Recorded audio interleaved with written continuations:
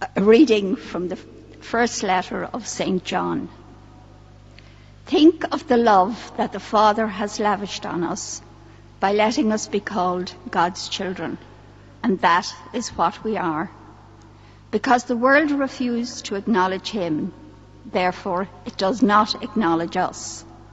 My dear people, we are already the children of God, but what we are to be in the future has not yet been revealed. All we know is that when it is revealed, we shall be like him, because we shall see him as he really is. And this is the word of the Lord.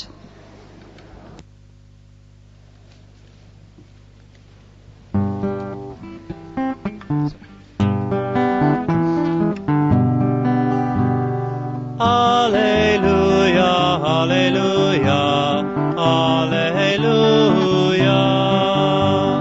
Hallelujah, hallelujah, hallelujah. Speak, Lord, your servant listens now. You have the words of everlasting life.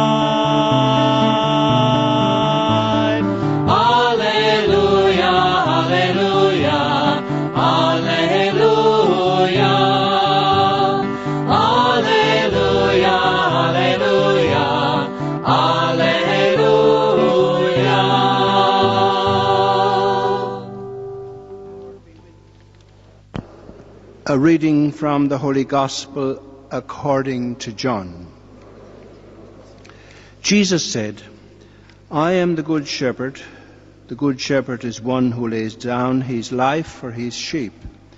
The hired man, since he is not the shepherd, and the sheep do not belong to him, abandons the sheep and runs away as soon as he sees a wolf coming.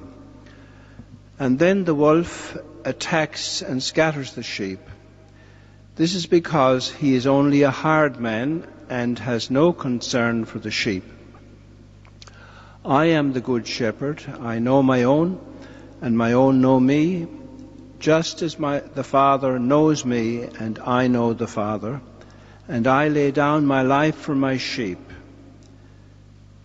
There are other sheep I have that are not of this fold, and these I have to lead as well. They too will listen to my voice, and there will be only one flock and one shepherd. The Father loves me because I lay down my life in order to take it up again. No one takes it from me. I lay it down of my own free will, and as it is in my power to lay it down, so it is in my power to take it up again. And this is the command I have been given by my Father. And this is the gospel of the Lord.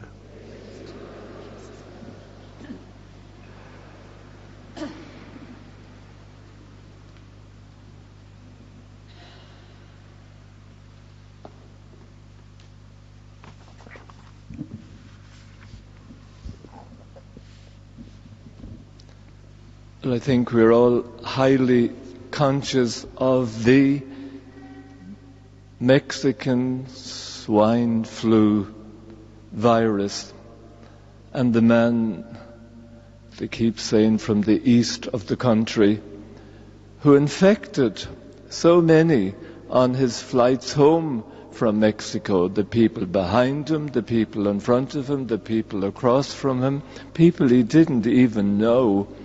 And how awful and how big a job it must be to try to contact all those people and give them whatever they give them, the vaccine.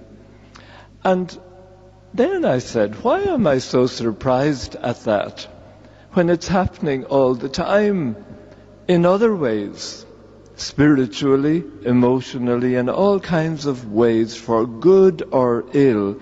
We're all infecting the people around us, those we live with, work with, many we don't even know. And what if we had to go looking for them all, offering them some kind of vaccines, all those we'd infected in a lifetime? It's just too awful to think about. I know we're focusing on vocations this weekend, and in the short time we have, I thought I'd tell you the simple story of how I was infected with a passionist vocation when I was very young and didn't even know it was happening. They've obviously invented a very powerful vaccine against that infection in recent decades, as Father Frank knows, and he's trying to fight against it. I tell this as a way of helping you to reflect on your own story and how you've been called and carried by all of life's experiences.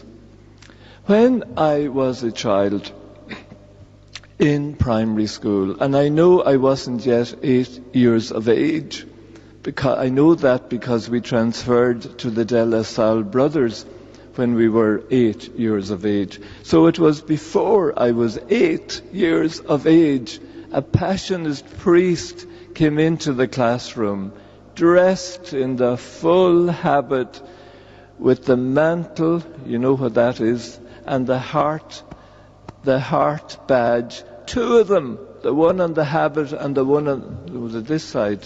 Which side it was? Like St. Gabriel over there. If you look at St. Gabriel, and there's Paul of the Cross still there, round the corner here, with the beads and the sandals, and I never saw such an apparition in my life. And I was terrified of this. And the teacher said to me, I don't know why the teacher said to me, but the teacher said to me, would you like to be a priest like this? And I said, oh no, I'd want to be an ordinary priest like Father Herbert, who was the local curate at the time. An ordinary priest, not like this strange one. Well, that went down in history. Even Father Anselm inside heard it, and he keeps talking about, oh, the ordinary priest. And it was years later I discovered that Father, this Father Herbert was no way an ordinary priest. And I discovered that the Passionists were very, very ordinary priests and brothers, despite the way their strange dress, their strange way of dressing up. And strange too was the years of training and study when we were separated from home and family, the very place that we got our vocation. And all that time, and we were told we were leaving the world and joining another world within the world, a world that was called the state of perfection, if you don't mind. And even though I was so young, there was some wisdom, probably from home, that made me very suspicious and nervous about this. And I didn't want to lose touch with ordinary life in family and home. And of course I didn't say that too often. I didn't regard it as wisdom at the time. I just felt I was too unspiritual and too attached and not holy enough. But when I did express it,